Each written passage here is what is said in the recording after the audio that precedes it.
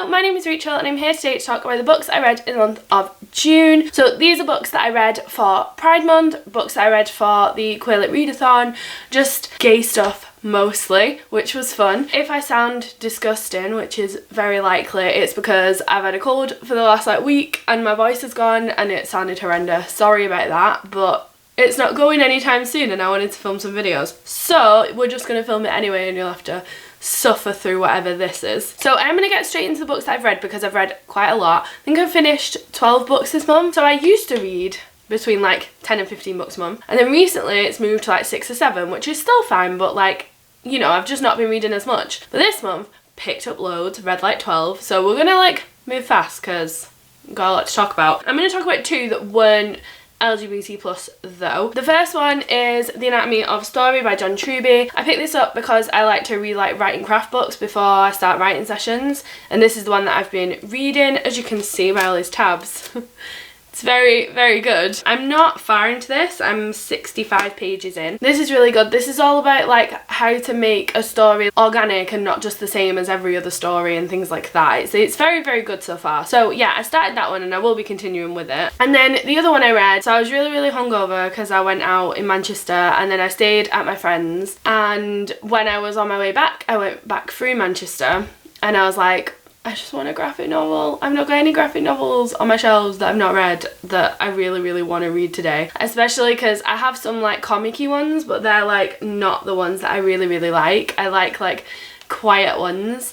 So I decided to go in Waterstones and have a look, and I found one that I've been so excited for. And it is Be Prepared by Vera Brosgal. So I read an insert of this that was in one of the little books that you get on Free Comic Book Day, and I thought it sounded amazing. And I've already read Anya's Ghost by Vera Brosgal and adored it, so I knew that I was going to love this, and it wasn't very expensive. It was only a tenner, which for a graphic novel, and it's quite well published, I was quite surprised that it was so cheap. This is fantastic. So her other book, Anya's Ghost, has a blue wash under it, and this one has a green wash because it's set in a forest. It's about this little girl who all her friends keep going to summer camps, and they're always talking about the summer camps, and her family don't have a lot of money, and then she basically hears about this Russian camp because she is Russian, and the church that she is part of pays some of the money towards the camp to send you there. So her mum was like, okay, you can go to the summer camp, and so she goes, and it's very different from what she expected, and she's kind of not having a good time, and it's all about her journey at this summer camp, and it's very quiet and it's very lovely, and I loved it. I read it in a day when I was hungover and it made me feel so much happier. So this is amazing, and I gave this 4 stars and adored it. Next I want to talk about all of my rereads, which I'm not going to mention in detail because I've talked about all of them before because they're all rereads, but for some reason I'm just really into rereading books at the minute. I think I reread 5 books this month, something crazy like that. So yeah, the first one I have is Leah on the Offbeat, which I listened to on audiobook and I really enjoyed it. So the first time I read it, I think I gave it 3 stars and I was really disappointed, but I think it was because I was expecting it to be like Simon, and it's really, really, really not. However, on listening to the audiobook, it was better than I thought it was, so I ended up giving it 4 stars this time, and I definitely liked it a lot more. There was still some stuff that annoyed me. It really annoyed me how someone comes out and the person that they come out to is really in their face, challenging them for not coming out enough, and it's really annoying, and she doesn't really seem to have any comeuppance for that or have anyone say, you know, you shouldn't do that, and that really annoys me. But apart from that, I really, really enjoyed this. So yeah, reread that one. Then I did mention in my Pride vlog, which I will link somewhere, that I reread Running Upon the Wires by Tempest. Again, gave this 5 stars. Again, it was amazing. Love this. This is a poetry collection that follows a relationship between 2 women. We start at the end of the relationship, then we see the middle, and then we see how the relationship started. It's very, very short and very accessible for poetry, and I just love it. For some reason I think it's cute, even though it's not cute. It's very sad at times, but for some reason I just love it. Then we have Funhome by Alison Bechdel, which is a graphic memoir of Alison Bechdel's life. I adore this memoir, and I think it's because she talks so much about literature in it. Her father was obsessed with books and classics and Fitzgerald and Proust and people like that, and she kind of picked some of that up and had the same enjoyment, and she used to talk to him about it. I just I love it. I just love all the ways that it does that. This again has the blue wash underneath it. It doesn't really have any other colour, but it's wonderful for that. This is one of the best graphic novels that I've ever read. Like, I just love it. Gave this 5 stars, really enjoyed it, would recommend. Then another book that I reread was Carry On by Rainbow Rowell, which the first time I read this I gave it 3.5 stars, I think. This time I gave it 5 stars. So I listened to this on audiobook. The audiobook is phenomenal, and this book just serves so much better on a reread. The first time I read it, I remember I'd heard so many comparisons to Harry Potter that I was like wary, because I was like, I like Harry Potter, I don't want anyone like trying to copy and steal Harry Potter ideas. But it does it in a fantastic way, and I knew that because I'd read it. Also, you spend so many pages waiting for Baz to turn up, and the main character is always talking about Baz, and always like, where's Baz? What's Baz doing? And he's meant to be like a Draco kind of character, and he's always looking for him and waiting for him. And I remember that really pissed me off the first time I read it. It took so long for him to get there, and I remember just being like, why is this taking so long? Like, I need you to get me into it, because it's like 150 pages or something till he turns up. However, upon reread and upon knowing what the story is, you kind of read it and you're glad that he's not there, because you can see how much Simon is kind of obsessed with him being there, and obviously knowing what you know, you're like, ah, interesting. So this served so much better in a reread, and I'm so excited for Wayward Son now, and yeah, I just absolutely love this. And then I think the last book that I reread, see what I mean, there's so many rereads. I think the last book that I reread was just Juliet, so I listened to this on audiobook again. This is my book. Apparently this is like the one book that's always going to be like amazing. I'm not going to say that much because I've literally only just read it. I've only just talked about it in like February or something, and I just really wanted to reread it, and because it was on like my Audible app, I was like, I can just reread it whenever I want. Rereading it, like, it was so much better on a reread because I knew what happened, and like the ending, I remember towards the end of it when I first read it, I was like, I don't think I like this, I don't like where this is going. And if anyone's read it, you'll probably know what I'm talking about. And because of what actually happens right at the end, it kind of made me more calm. Like, I don't know, it's one of those things where like once you know the ending, sometimes it's so much easier to reread a book and enjoy it, because you're like, I know you're not going to fuck me over with the ending. I know that it's a good ending, so I can like relax and enjoy this book. I adored it. It was fantastic. I will link whatever wrap up it was that I spoke about it up here. I just feel bad talking about it again because I've literally only just spoke about it, so I feel like I shouldn't keep banging on about it, so I will link it somewhere wherever I spoke about it. Okay, so then we have books that I haven't read previously. I think there's 6. So the first one is Openly Straight by Bill Konigsberg, I think he's called, and I listened to this on audiobook. I'm unsure how I feel. I give it 3 stars. It is an enjoyable read. I like the kind of thing that it is based on. It's based on the fact that our protagonist has come out as gay when they were very young. Everyone knows they're gay. Their parents are super accepting. Everyone around them are super accepting. And then he is basically going away to college, and he decides that he is going to be straight at college. He isn't going to come out. Even though he's already done all of that, he's already come out, he's already been accepted by everyone, he's out to everyone at home, but he decides he's not going to come out when he goes to university. Not university, college. It's like our version of university. And so he goes there and he doesn't tell anyone. You slowly find out why in these letters that he's writing to his English teacher. It's basically to do with the fact that he is pigeonholed because he's gay. People see him a certain way and he doesn't like it. So he wants to be normal. He wants to be like under the radar, and that's kind of where the book goes. I did find that like an interesting concept, and the book was interesting, and I enjoyed the love interest. I enjoyed the way that they interacted. It made my tummy squirm sometimes because obviously he's not out,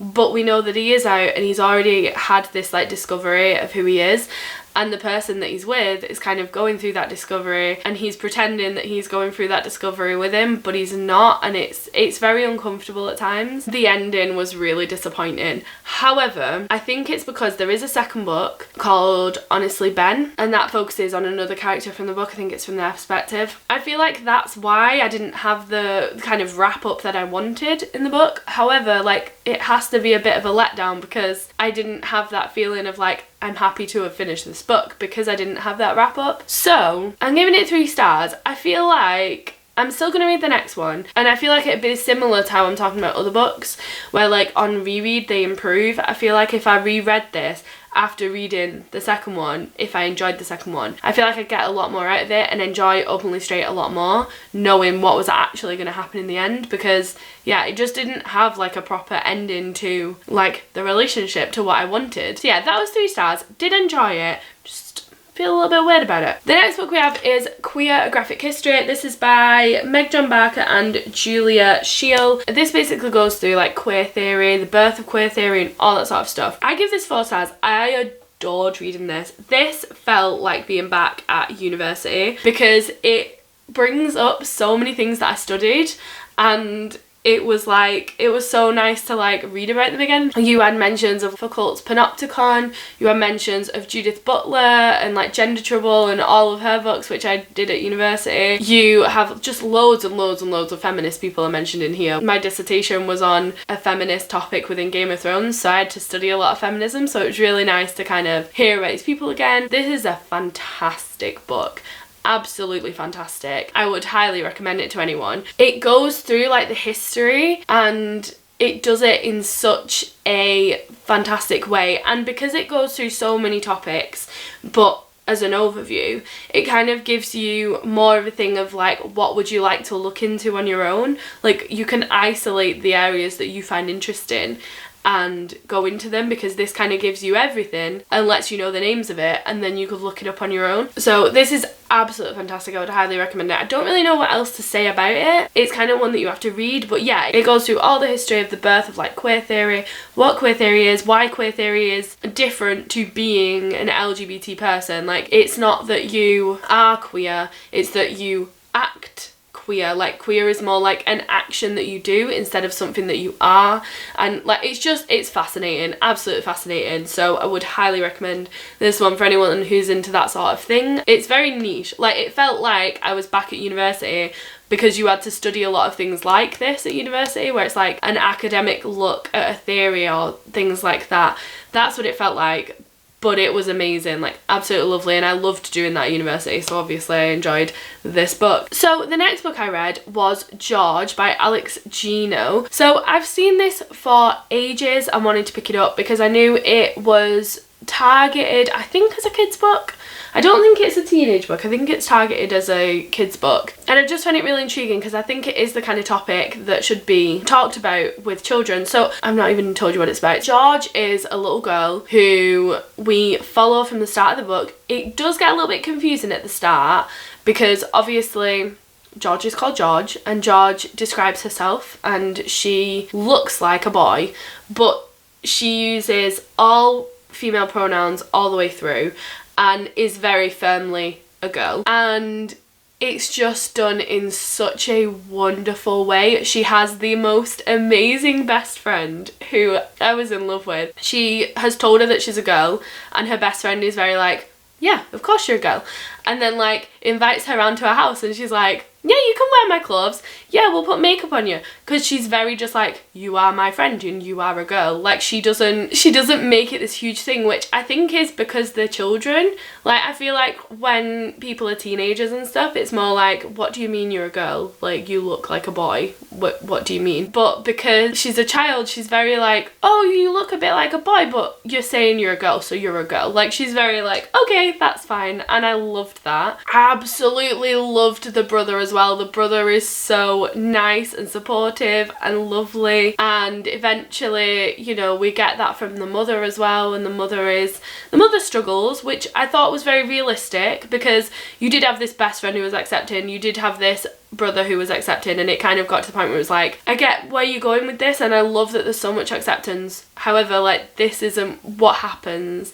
And so it was nice to sort of have the mother in there who wasn't completely accepting at first. Basically, George wants to play Charlotte in the production of Charlotte's Web at the school, and that's what kind of sparks it all off. The teacher thinks that she's auditioning for a joke because she thinks she's a boy. Just everything that happens kind of leads to her realising she needs to tell people that actually she's a girl, and it's wonderful. And I'm so glad I got it on Audible as well, because it's only like 2.5 hours long, and it's such a happy book, and it's such like a positive, accepting kind of book that I feel like it's a really good one to have as a reread option, because I feel like it's so short that you could like reread it very often.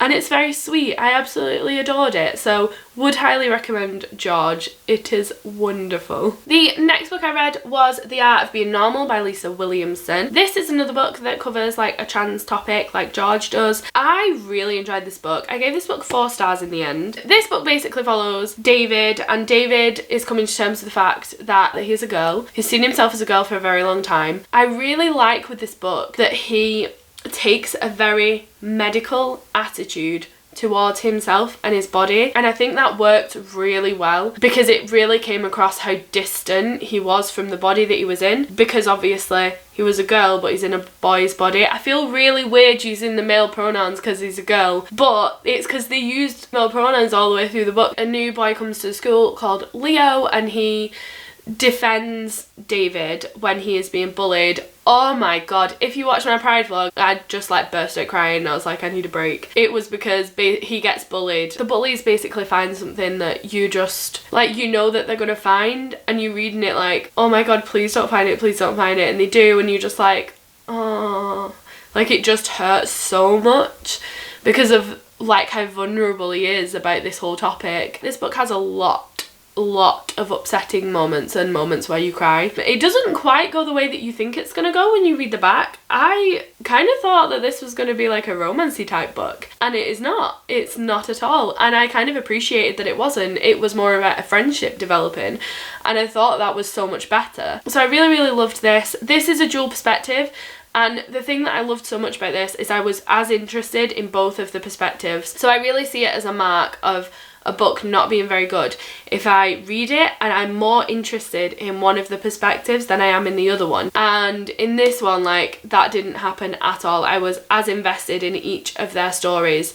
So this is fantastic, would highly recommend it. And I think it's a really good representation of trans stories. So yeah, this is fantastic.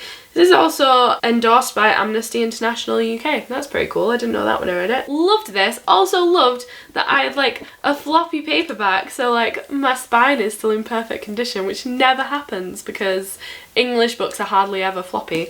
I know it's a big thing in America, but here we don't really have floppy paperbacks, so all my spines are usually destroyed. It's nice that this one's stayed intact and lovely. The next book that I want to talk about is Disobedience by Naomi Alderman. This was actually the first book that I finished this month, and I listened to it on audiobook and I absolutely adored it. I gave it 4 stars. Going into this, number one, I had already seen the film and I had enjoyed the film, but I remember thinking it was a bit slow. However, I know with things that are like literary fiction and stuff like that, sometimes I don't like the films as much as I like the books because I find them slow on film, but slow in books is okay for me. I enjoy that. I had a really good reading experience with this book. The film was the one with Rachel Weisz and Rachel McAdams in it, and there was kind of some hype around it, but it was like a low budget kind of movie, and it's a good movie, but the book is a lot better. So I was a little bit unsure because going into this, I have tried reading a Naomi Alderman before. I tried reading The Power when that was just published. It was very popular, and I could not get into it for the life of me. I think I got to like page 30 and I was just like, no, this is not for me, not going to enjoy this. And there were a few people that I liked who were talking about it and who were like, no, this is terrible. And I was like, okay, I'm just going to give it a miss. However, now I feel like I'm actually going to pick up The Power and give it a chance because I owe it to Naomi Alderman because I love Disobedience. The things that I loved about this book, number one, the insight into the Jewish community that you get. So basically in this book we follow a Jewish Orthodox community and we follow 3 main characters who have viewpoint chapters, and they are David, Esty and Ronit. Ronit's kind of the main character, and then David and Esty are a married couple. And at the start of the book, Ronit gets a call saying that her father has died, and her father was kind of like the leader of this Jewish Orthodox community. I don't quite know how that works, but from the sounds of it, they were basically like a priest in a Catholic community. He's died and she's going back for the funeral, and we kind of know that there's a lot of history between her and David and Esty, but we don't really know what that history is, and that slowly comes out during the book and you find out more about that. The thing that I loved was like this insight into the Jewish community. It was amazing. You hear a lot about the Torah and you get little extracts from the Torah, which I found really cool. You also learn more about like Shabbat and the different ceremonies and things like that they use. You learn like what happens after someone dies and choosing the new like leader of their community, how people are trained and all that sort of stuff. It's very good in that respect. You get a lot of insight in a very well done manner, in my opinion anyway. Obviously I'm not part of that community, so I don't know how well it was done, but it gave you a lot of insight in a way that didn't pull you out of the story. So I thought that was brilliant. The other thing that I loved is David, Esty and Ronit's character. They are all characters that I liked and enjoyed, but also had major flaws, and so I thought they were like really well constructed, and I actually liked David in this book, whereas I remember watching the film and being like, David's so annoying, I hate David, I wish he'd get out of the fucking way so like relationship could happen, whereas I didn't feel that in the book, so that was quite good. The main premise of this is Ronit comes back to this Jewish community that she grew up in, and it's kind of how she's changed, how she doesn't fit into that community anymore, and how that community kind of shuns her for that. She doesn't dress the right way, she doesn't act like a proper Jewish woman should or whatever, and so yeah, they like shun her for it. Like, I don't really know what else to say. It's such a phenomenal book. I enjoyed it so much. I need to get a physical copy of it because I listened to it on audiobook. Will say the audiobook is amazing, very very very well done. I loved the descriptions in it, I loved the characters in it, I loved the plot, I loved the narrative style. I thought that was really cool. I feel like she could have easily gone with just having Ronit and Esty as the viewpoint characters, and instead she added David in there, which really gave the book another facet, which I really enjoyed. Highly recommend Disobedience. It is fantastic. And then the last book that I read in the month of June, I think it's the last book that I finished, either this or Openly Straight, but it is Everything Leads to You by Nina LaCouer. I gave this 4 stars in the end. This book follows a girl called Emmy, who is a set designer. She's basically working for the summer before going to college and things like that.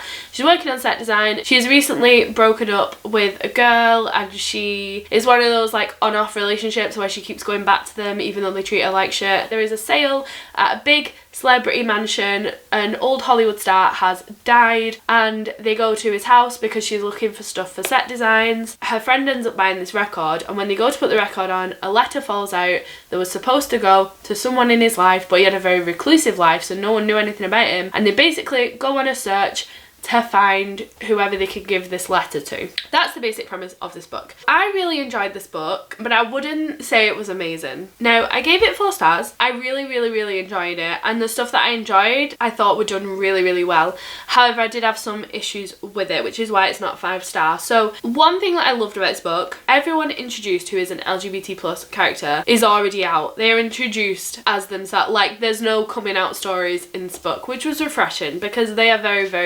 very common. So it was nice to not have to be going over that again. Everyone's had ex-girlfriends in it. It was nice to see the end of a relationship as well. Like, Emmy talks about 2 of her exes in this, and so it was nice to hear that. Like, you never hear about anyone's exes in LGBT plus fiction because no one's got any exes. They're always just coming out. I think Emmy herself is really well characterized. Obviously this book is told from Emmy's perspective, and so the things that she picks up on all the way through the book are always to do with objects around her and curtains, and she'll always like notice things about a room. It felt very authentic because that's what she would notice. She's a set designer, and I really liked that. It was done really well, and I loved the insight into her job and into set design because I didn't know anything about it, and this gives you quite a lot of details. How they come up with a set, how like with a low budget movie, how are you going to get the stuff. It was really fascinating in that regard. I didn't adore the story with the love interest.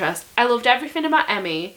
I'm thinking now I should give this 3 stars, you know. I think I gave it 4 stars as I finished it, and I'm thinking now I should have left it a day because it's the day after I finished it now, and I'm like, maybe I should have given it 3 stars. I just really thought this was going to be like just Juliet, and it was not. It was not to that caliber that I have brought Just Juliet to. It was not that good. I just like the love interest. There's just like so much drama there, like so much drama, and it means that you never get a second where there's like a flirtation between them or dating between them. Whenever it does happen, it's kind of like, oh, this is happening because of something else, so I don't really want to move on it. It's like, okay, and then in the end you still don't get, you literally get like they kiss for the first time and cut to black, and you don't have any kind of feel of what their relationship will be like. The other one's been having so much drama going on that you can't even imagine what she's like to be in a relationship with. I don't feel like I have an ending. I don't feel like I know what's going to happen with you guys, and that kind of bothered me. So yeah, this was good. I will say there were some fantastic things about it, but talking about it now like it probably is a 3-star, and it's not the best book out there, but it was good and I did enjoy it, and the things that I enjoyed I really loved. Would recommend it, but in a tentative, like, it's not the best book ever kind of way. I also have The Miseducation of Cameron Post by Emily M. Danforth. I've picked this back up in the month of June and read about another 50 pages, and I'm feeling a lot more into the story now, which is good, because before I was really not enjoying it. So gonna hopefully be continuing with this in the month of July. So these are all the books that I read in the month of June, along with some audiobooks. I had a very enjoyable reading month. Very good, and I'm excited for July. Let me know down below if you had a good reading month, if you read any books for Pride. Were they any good? Were they shit? Let me know. Thank you very much for watching, and I will see you in my next video. Bye!